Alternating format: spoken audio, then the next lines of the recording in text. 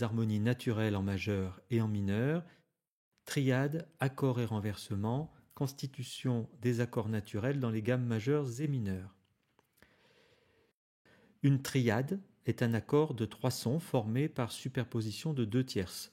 Le son grave est nommé la fondamentale de l'accord. Il en existe 4 types selon les tierces utilisées. Le premier est constitué d'une tierce majeure et d'une quinte juste, c'est un accord parfait majeur. On notera grand M pour le majeur et petit m pour le mineur. Dans le second, la tierce est abaissée, elle devient donc mineure et l'accord qui possède toujours une quinte juste est dit accord parfait mineur. Dans ces deux accords, les tierces entre le Do et le Mi et celles entre le Mi et le Sol sont différentes. Si l'une est majeure, l'autre est mineure, ce qui fait que la quinte est juste. On les chiffre 5 et on peut, dans un premier temps, indiquer en dessous la couleur de la tierce, grand M ou petit m. Dans le suivant, 2 tierces mineures sont superposées. La quinte est donc diminuée et la tierce mineure. C'est un accord dit de quinte diminuée. Do, Mi bémol, tierce mineure, Mi bémol, Sol bémol, tierce mineure, et Do, Sol bémol, quinte diminuée. On le chiffrera 5 barrés. Enfin, lorsqu'on superpose 2 tierces majeures, la quinte est augmentée et l'accord dit de quinte augmentée chiffré dièse 5. Parmi ces 4 positions, les 2 premières sont les plus importantes. La troisième joue un rôle non négligeable dans l'harmonie tonale, alors que la dernière est nettement plus marginale. Comme vous le savez, les accords peuvent se trouver dans diverses positions et répartitions dans les hauteurs. Lorsque la fondamentale est à la basse, l'accord est dit en position fondamentale. Comme on l'a dit déjà, il est chiffré 5, ou parfois, par commodité, on le laisse sans chiffrage. Mais on peut aussi placer la tierce à la basse, c'est le premier renversement. Il est chiffré 6. Enfin, lorsque la quinte est à la basse, l'accord est chiffré 6-4 et c'est le second renversement. Ces chiffrages sont génériques et ne changent pas si l'ordre des notes varie à l'intérieur de l'accord. Par exemple, on peut disposer ainsi l'accord 6-4 et ainsi l'accord 6 avec différentes doublures, c'est-à-dire l'apparition d'une même note à plusieurs octaves différentes. Ici, le Sol est en bas et en haut. Là, le Do est ici et ici. Je vous propose maintenant de faire 3 courts exercices pour s'assurer que tout cela est bien clair. Pour ce faire, je vous propose d'arrêter la vidéo le temps nécessaire à votre recherche, puis de la remettre en route pour avoir les solutions qui arrivent quelques secondes plus tard. Exercice 1. Voici 5 accords en position fondamentale. Définissez de quel type ils sont. Voici la solution. Vous pouvez stopper la vidéo pour vérifier dans les détails. Exercice 2. Voici 6 accords dans diverses positions. Déterminez le type et le chiffrage.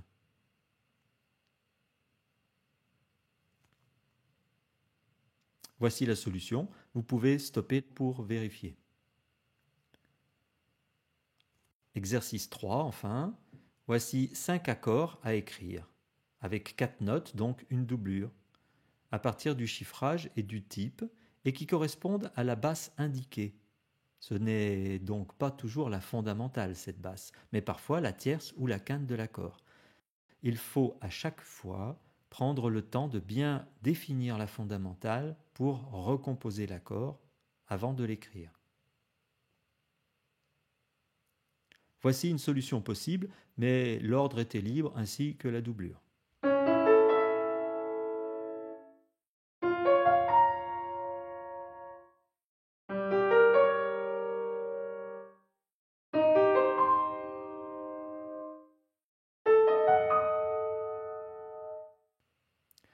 cours, vous pourrez poser toutes les questions nécessaires. Nous ferons d'autres exercices et nous travaillerons sur la reconnaissance auditive des accords. Dans la musique tonale, les accords dits naturels sont créés à l'intérieur d'une tonalité particulière et unique. Sur chaque degré de la gamme, on peut en effet construire une triade. La constitution et la place de ces accords diffèrent grandement si la tonalité est majeure ou mineure. Nous allons nous pencher tout d'abord sur la tonalité majeure, en prenant comme exemple Do majeur. On note les degrés par un chiffre romain, 1, 2, 3, etc. Les accords les plus importants sont ceux qui correspondent aux degrés 1, 4 et 5. Ils sont tous les trois parfaits majeurs.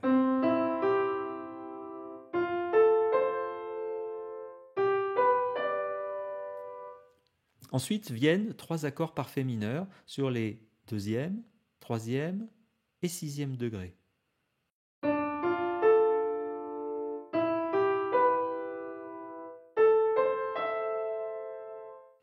On propose de les chiffrer avec des petites lettres pour bien indiquer qu'ils sont mineurs.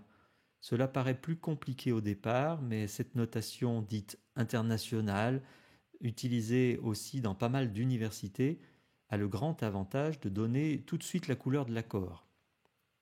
Enfin, tout sol dans sa catégorie, le septième degré est diminué. Sa quinte n'est pas juste, elle est diminuée entre le si et le fa.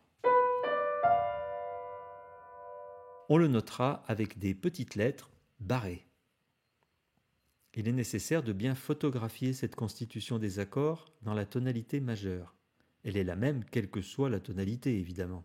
Par exemple, en mi bémol majeur, le premier degré est majeur, le deuxième et le troisième sur fa et sur sol sont mineurs, le quatrième sur la bémol et le cinquième sur si bémol sont majeurs, le sixième sur do est mineur et enfin le septième sur ré est diminué.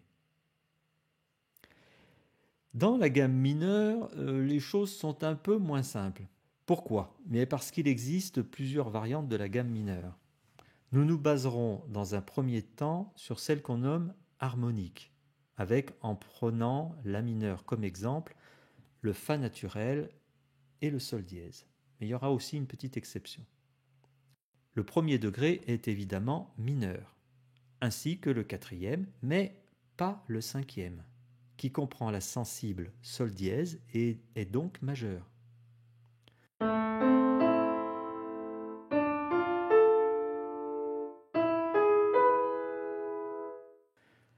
Ensuite, le troisième degré est majeur, avec le sol bécard, ce qui est le plus courant.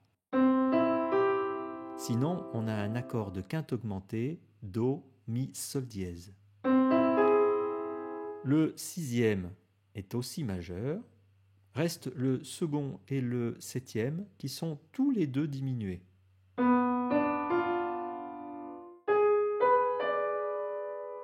Presque rien n'est commun avec la gamme majeure, sauf le cinquième degré, qui est majeur dans tous les cas, et c'est assez important pour qu'on le remarque dès à présent. Voilà résumé les deux constitutions des accords qu'il faut évidemment savoir par cœur. Acciaccature.